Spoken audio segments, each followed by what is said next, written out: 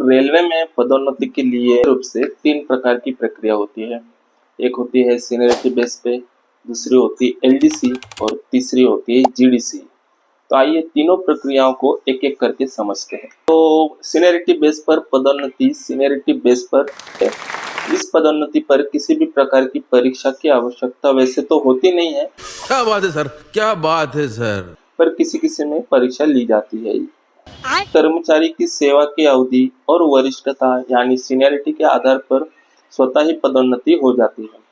तो यह प्रक्रिया उन कर्मचारियों के लिए है जो लंबे समय से रेलवे में कार्यरत है और उनकी वरिष्ठता के आधार पर उन्हें अगले ग्रेड पे में पदोन्नत किया जाता है।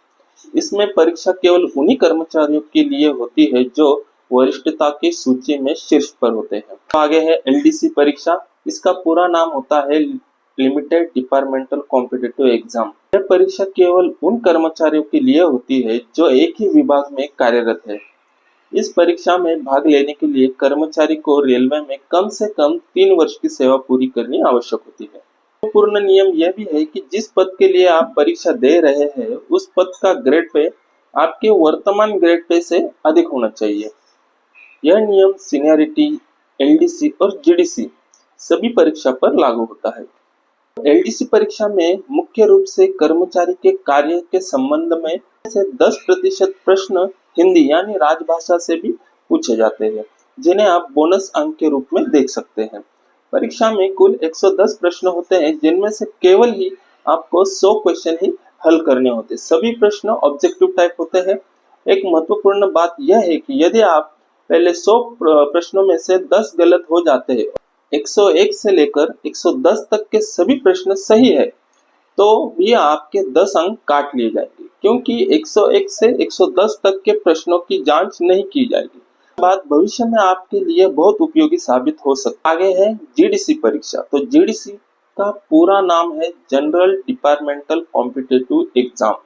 तो यह परीक्षा रेलवे के सभी कर्मचारियों के लिए होती है, चाहे वो किसी भी डिवीजन या विभाग में कार्यरत हो। एलडीसी की तरह इसमें भी यही शर्त लागू होती है कि जिस पद के लिए आप परीक्षा दे रहे हैं उस पद का ग्रेड पे आपके वर्तमान ग्रेड पे से अधिक होना चाहिए। एलडीसी और जीडीसी के बीच एक मुख्य अंतर यह है कि एलडीसी में आपको केवल अपने डिवीजन के कर्मचारी ही परीक्षा दे सकते हैं, जबकि जीडीसी में सभी डिवीजन के कर्मचारी भाग ले सकते हैं।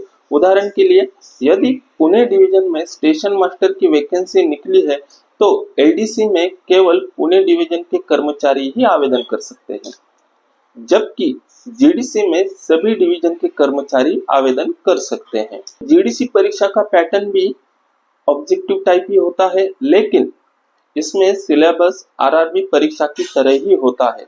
इसमें सामान्य ज्ञान, मैथ्स आदि से संबंधित प्रश्न पूछे जाते हैं। यह परीक्षा उन कर्मचारियों के लिए फायदेमंद हो सकती है जो भविष्य में अन्य प्रतियोगी परीक्षाओं की तैयारी कर रहे हैं, क्योंकि इससे उन्हें प्रैक्टिस हो जाती है। हालांकि जीडीसी परीक्षा केवल यह है कि यदि आप इस परीक्षा में चयनित हो जाते हैं तो आपका स्थानांतर यानी ट्रांसफर किसी भी डिवीजन में हो सकता है। उदाहरण के लिए, यदि आप पुणे डिवीजन में कार्यरत है और जीडीसी परीक्षा में चयनित हो जाते हैं तो आपका स्थानांतर मुंबई, नागपुर या किसी अन्य डिवीजन में भी हो सकता है। कोई गारंटी नहीं होती है कि आप अपने वर्तमान डिवीजन में ही रहेंगे। अगर आप चैनल पे नए हैं तो चैनल को सब्सक्राइब करिए, लाइक करिए और वीडियो को शेयर करिए। धन्यवाद।